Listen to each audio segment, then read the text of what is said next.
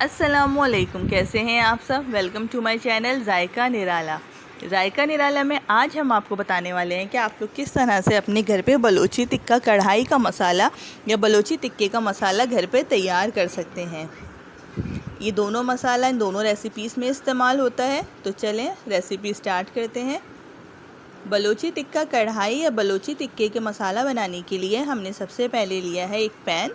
उसमें अब हम डालेंगे 4 टेबलस्पून साबित धनिया। अगर हम 2 किलो गोश्त लेंगे तो उसमें हम 4 टेबलस्पून साबित धनिया इस्तेमाल करेंगे, और अगर हम 1 किलो चिकन के लिए तैयार करेंगे तो उसमें हम 2 टेबलस्पून साबित धनिया लेंगे। अब हम इसमें 4 टेबलस्पून ज़ीरा शामिल करेंगे, और अब ज़ीरे और साबित धनिया को हम अच्छी तरह से भून लेंगे। 1 से 2 मिनट भूनने के बाद हम इसका फ्लेम ऑफ कर देंगे। इसे मीडियम फ्लेम पे हमने भूनना है। मसाला हमारा जलना नहीं चाहिए।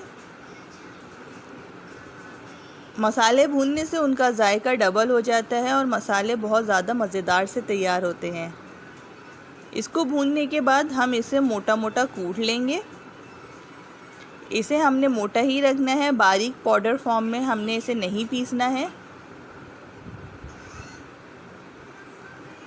अब इसकी भुनाई हो चुकी है, हम इसे कूट लेंगे।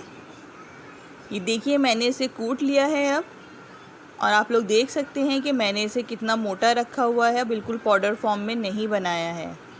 क्योंकि बलोची टिक्के में कढ़ाई में या बलोची टिक्के में ये साबित धनिया और ज़ीरा इसी तरह से कुटा हुआ ही होता है। अब हम इसमें शामिल करेंगे 1 टेबलस्पून टिक्का मसाला। जो बाज़ार वाला टिक्का मसाला होता है पैकेट वाला, वही मैंने लिया है। 1 टेबलस्पून चाट मसाला, 1 टेबलस्पून कुटी हुई लाल मिर्चें आप लोग अपने टेस्ट के हिसाब से और बढ़ा सकते हैं। 1 टेबलस्पून गरम मसाला। गरम मसाले का लिंक मैं आप लोग को डिस्क्रिप्शन बॉक्स में दे दूँगी। मैं आप लोग को गरम मसाला बनाना बता चुकी हूँ।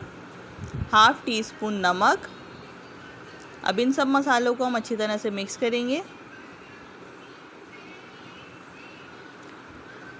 अब ये मैंने 2 टेबलस्पून मेथी ली है। मेथी मैं इसमें अभी शामिल नहीं कर रही, क्योंकि ये डब्बे वाली मेथी है, पैकेट वाली मेथी है, तो मैं ये हमेशा धो के ही यूज़ करती हूँ।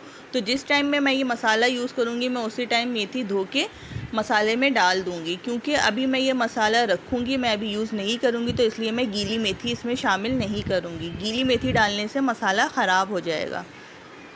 मेथी मैं इसको जब टिक्का बनाऊँगी उसी वक्त ही शामिल करूँगी।